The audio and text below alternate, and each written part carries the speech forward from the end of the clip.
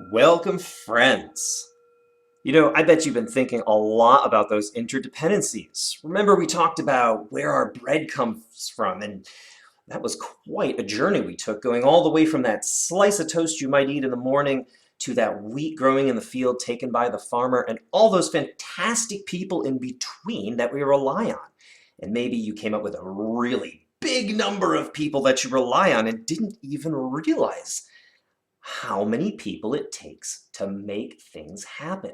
That sort of interconnected webwork of people making everything in society keep going.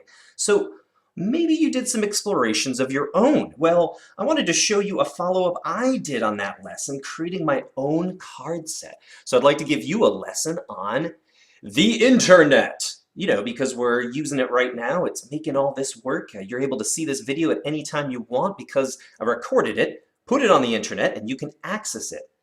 But how? Well, what are you using right now to look at this video? Probably a device, right?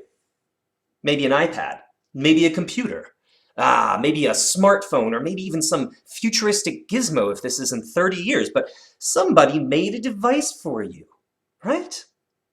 And you can use that device to access the internet. But, you also have to have the internet. You have to subscribe to the internet, right? Somebody has to provide you with access to the internet. That might be your ISP, your internet service provider. They're going to help hook your device up so you can access that data. But, once you're online and everything, you're probably going to want to check your email, right? Or maybe your messages. There might be some messages for you. Well, someone's got to store that information. And you have to access that information. Somebody's going to have servers dedicated to being mailboxes for messages and emails. And, well, yeah, how are you going to go access all of those emails and messages? You've got to go to like a website and log in, and someone has to provide you with access to that data. Someone has to store that somewhere on other servers, store all those websites and things that you want to visit. All the information you access is going to be stored, and you have to access it through an ISP with a device that you have. But how does your device get to that ISP node and then start to access all these other things? I mean, they don't really send you there, do they?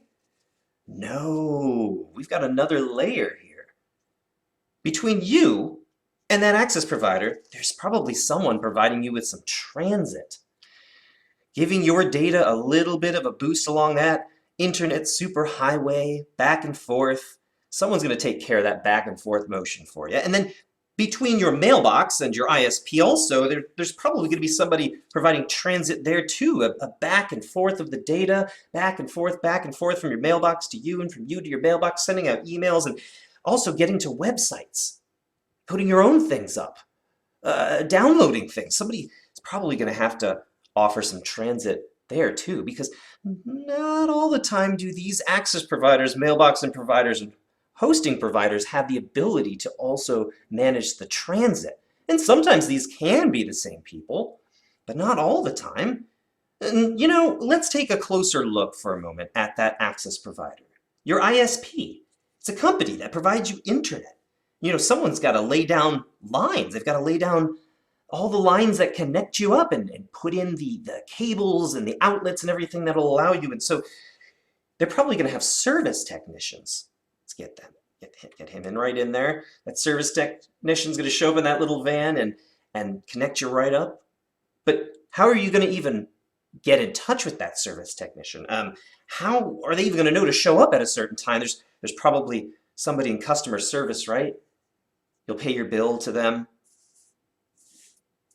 And then also, what if things go wrong with the computers and all the nodes and transit and access? And we're going to have some technical support. And think about your ISP. Think about how many people will be on technical support. Have you ever talked to somebody in technical support or customer service, and was it the same person? Were there a lot of people? Have you ever seen the same service technician twice? It's probably a lot of service technicians, a lot of technical support staff, a lot of customer service, and maybe even people that work with them. This could be a pretty big company. How many people do you think that is? And how many people do you think help to create those devices? And how many people do you think are offering transit in all these different places? And how many people are hosting and creating mailboxes for you? And is your mind inflating like a balloon? Maybe. So this was my follow-up for that lesson. Now, you don't necessarily have to make a card set. You could write a story or even draw the web work because maybe some of these people depend on others. And we'll talk about that in a future lesson. But I hope this gives you some inspiration to get started on your own journey of interdependencies.